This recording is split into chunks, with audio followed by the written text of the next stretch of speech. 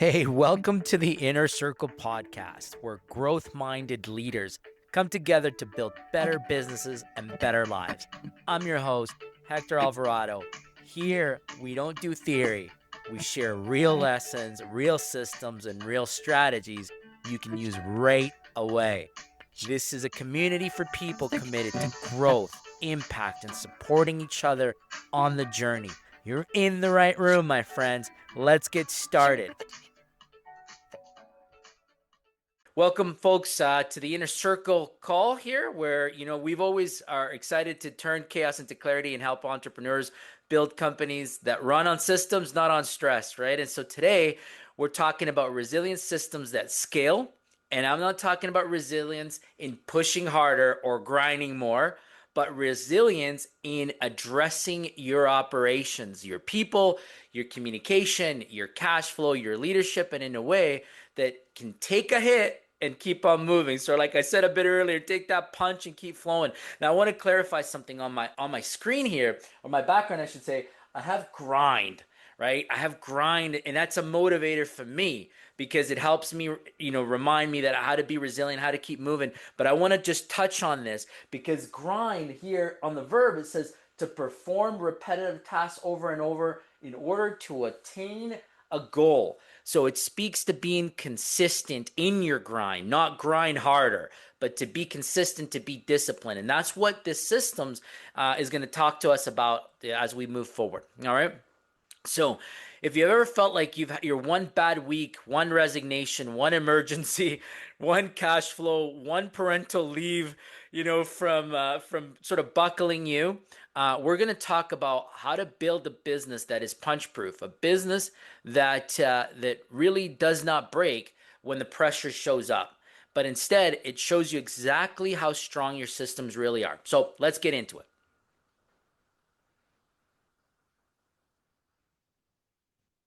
All right. So how to punch proof your business? Well, one simple question that I'd ask is for every one of us here on the call to take away is ask yourself, what breaks first when something goes wrong? For most businesses, the breaking point is pretty predictable. It's usually one key person holding all the knowledge, right? Or the owner being involved in every decision, or the process only exists in someone's head, or communication falling apart under pressure, and volume increasing and operation buckling. So, let's give you a fresh example of one organization that I worked with. There was a boutique construction company in Kelowna, was doing about 3 to 4 million a year with great reputation and happy clients. But the business was completely dependent on the owner. So this sounds probably a little familiar to what some of you are going through. When he tried taking a 10-day vacation, everything stalled. The trades didn't go as scheduled. The quotes piled up unanswered. The customer updates stopped, and the job site slowed down. Nothing was working. So we dialed it back and we said, well, what's wrong here? And so what we noticed is nothing was wrong with the product. It was just simply that the system was super fragile. So what we did is we installed a morning coordination call, a customer update standard SOP, a quoting SOP, and a weekly job planning rhythm for the site leads. The next summer, the owner took off a full month and the business ran better without him.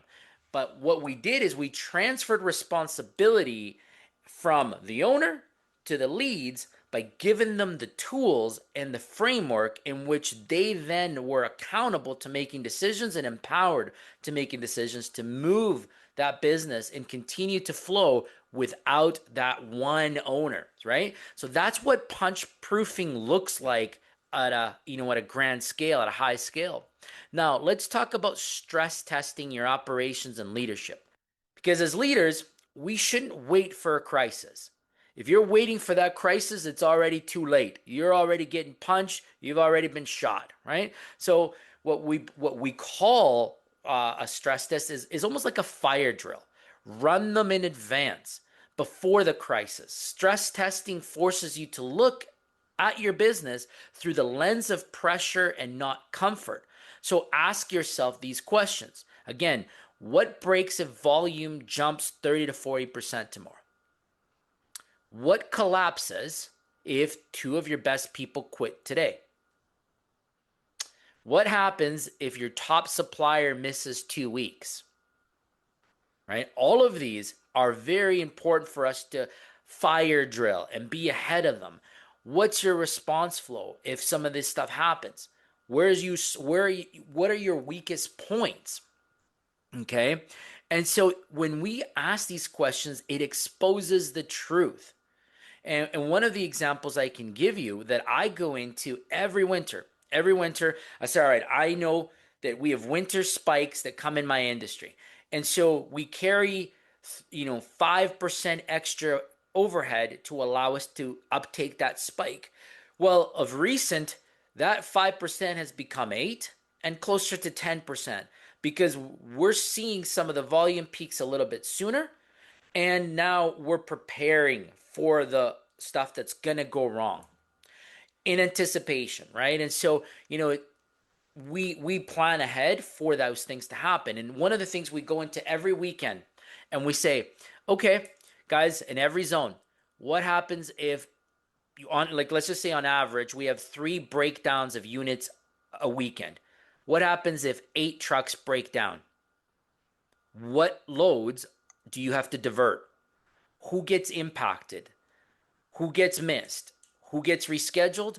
Who are your outlets? Who do you bring in from an outside carrier perspective? All of these questions are starting to be asked as early as Wednesday to prepare our leads for the weekend.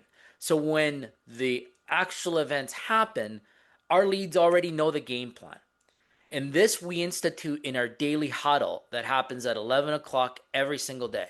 So as business owners, I would do something similar. Hey guys, it's the weekend. What happens if one of our service techs calls in sick? Who's got the playbook? Who's running point on this weekend? Right? What happens if we get 3 extra calls? More than our normal volume.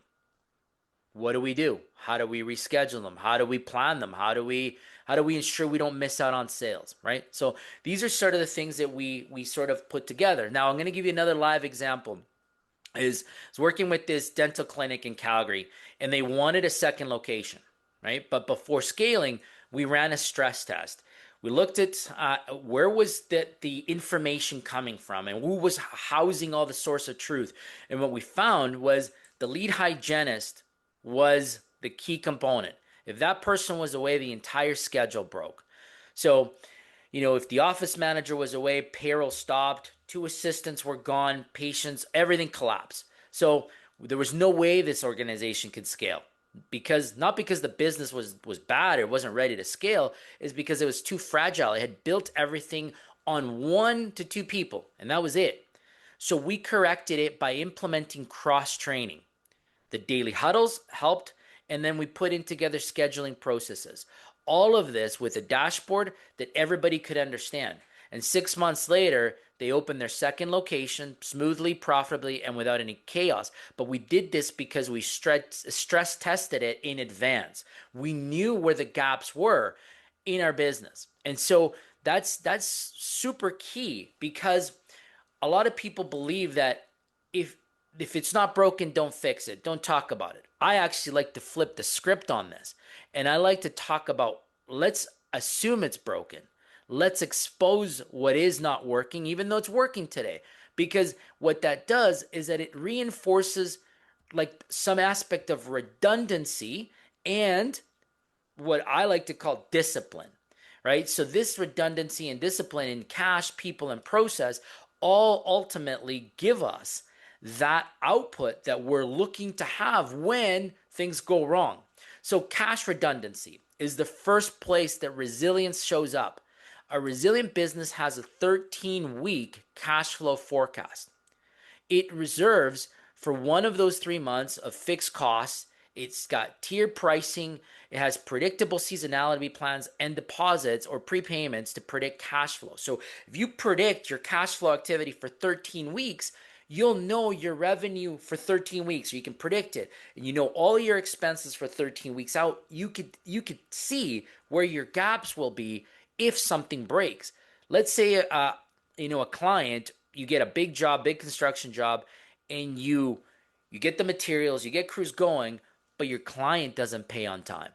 Well, now you'll know at which point in that 13-week cycle you're going to be cash flow strapped, and you can start planning ahead on how to pivot, right? And so those are the type of things that I like to talk about when it comes to cash flow.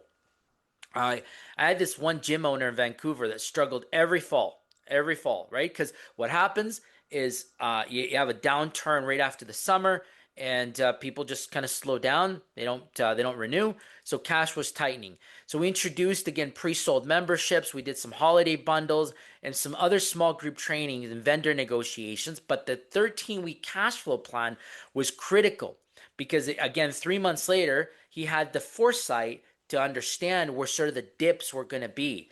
And so this cash redundancy and cash discipline allowed us to see it. The next redundancy point that I like to point out is the people redundancy. This, if your business depends heavily on one superstar, one manager, one dispatcher, or one business owner, then my friends, you're exposed completely. You need cross training. You need documented SOPs, and you need a real succession plan. So what do I mean by this? Let me give you an example. We have folks in our business that operate in specific zones, whether that's Southern Alberta, Northern Alberta, or British Columbia, and they work in those seats. But we cross train them so that they can cover for other seats in other zones in case someone is sick, someone goes on vacations. Then we have the ability to cover those tasks and those requirements without needing to add more people and without the system bucking, right? Now, another aspect that I like in cross training, it was an example that I used when I was managing an import cross dock in Vancouver many moons ago. And so we were managing nearly 150,000 containers, ocean freight containers from the Vancouver ports for the Retailers Association of Canada. We had like Home Depot, we had the Canadian Tire movement, and so we had these coordinators. There were specific seats. One of them was an import coordinator, one of them was an export coordinator, and the other one was dedicated accounts to large retailers. And every year, I would rotate the seats. So if you were the import coordinator this year, 2025, next year I would move you to export seat, and then I would move you to the other one. And so every year we had someone cross training into another seat. And what it actually did was it expanded our knowledge, but it also created new processes when that person came into that seat. Because otherwise, what I found was people just get really comfortable in their role. And because they get really comfortable, they never really grow. And so we're never really able to expand that role by placing somebody new into the seat. It actually allowed us to have the opportunity to review like tasks that weren't needed, remove those, add new ones, add new stuff, and that person then made it theirs again. And it just continued to flow that way so that it allowed us to always be ahead of it. So that was the people redundancy, and something that I found to be super important, and that also ties into the next redundancy, which is our process redundancy. So if something only works when one person does it, it isn't a process; it's a risk, right? And so that was my example of process redundancy: is have someone come in and change it up. Like, let's make sure we unpack it. Let's see what is broken that we could fix by cross training and having somebody pop in every single time. It lets us uncover these things. Now, the next crisis that I think it's important for us to talk through when we are discussing building a resilient business is communication standards. When something goes wrong, silence is the enemy, right? Panic is the amplifier. And so a resilient business uses 6 steps in crisis communication. I would like to start with, first, we put a communication system in place. Then we acknowledge what the issue is. We protect the people and the site.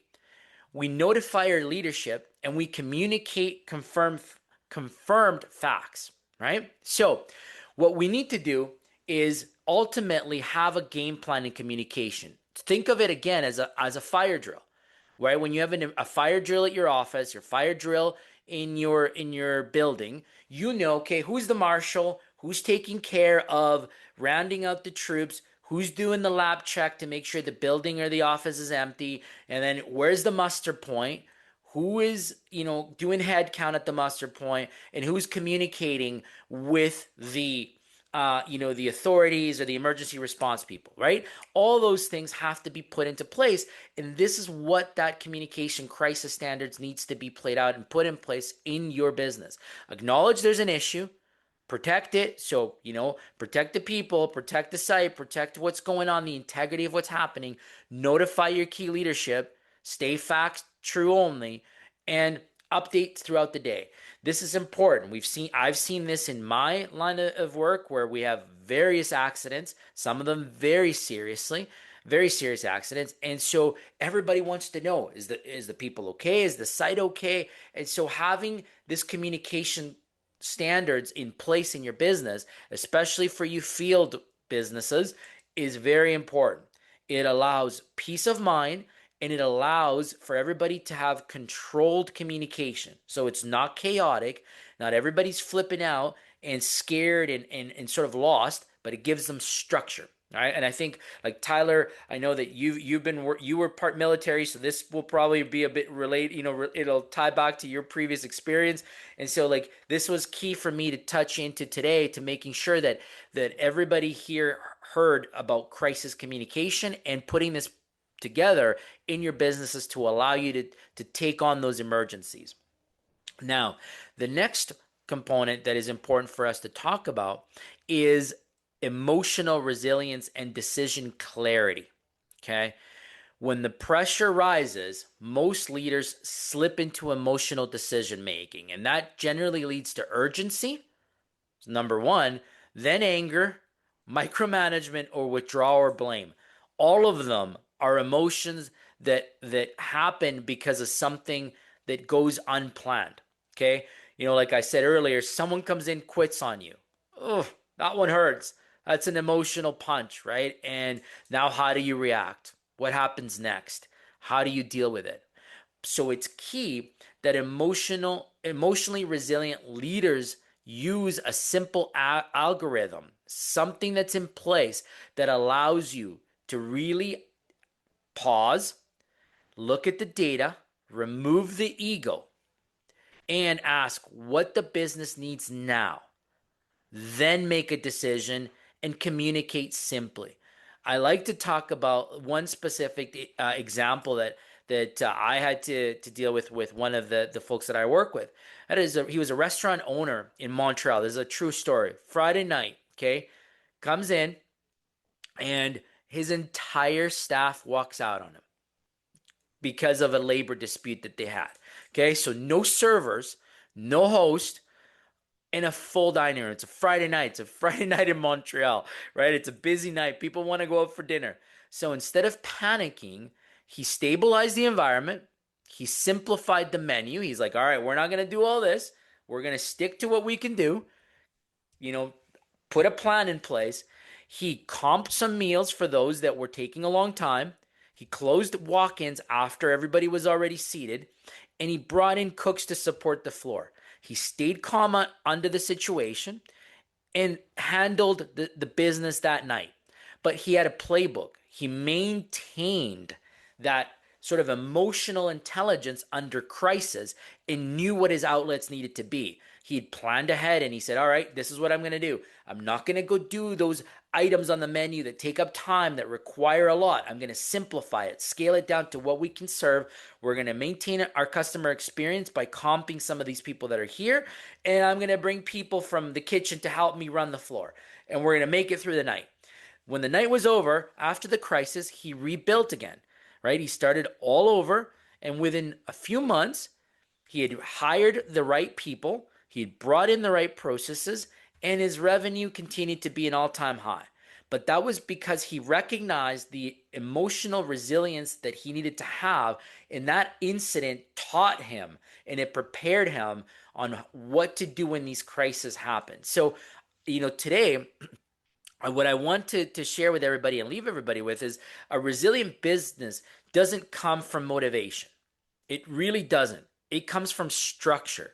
Your daily huddles, your weekly scorecard reviews, your one with ones, and having a crisis playbook in your business will allow and will ensure that your business doesn't break under pressure. When you build resilience into your people, your process, your cash, and your communication, your business stops depending on you. And it actually allows the folks around you to really step up and become part of that solution. So when you think about scaling, and ensuring that you're ready for scaling, you want to make sure that you have a resilient system and an emergency plan and pivot outlets as part of your culture so that you're not punched and buckled. You could take the punches, you can take the pivots, and you can make those changes on the go. And this allows your business to stay healthy. It allows your culture to stay, healthy with all of this because it becomes part of the expectation. All right. So again, this is in conclusion, and we look forward to having your questions and jumping right into the hot topic. That's a wrap for today's episode of the Inner Circle. If something in today's conversation resonated, inspired you, or gave you a breakthrough, please share it with someone you care about. The right idea at the right time can change someone's business and their life. So make sure you follow the show, leave a review, and stay connected with us because this community is built on relationships, real support, and real growth together. Remember that clarity means nothing without action. So choose one insight from today, put it into motion this week, and notice the shift. Thank you for being part of this journey, for showing up for your growth, and for being part of the Inner Circle community. See you in the next episode, and let's keep growing together.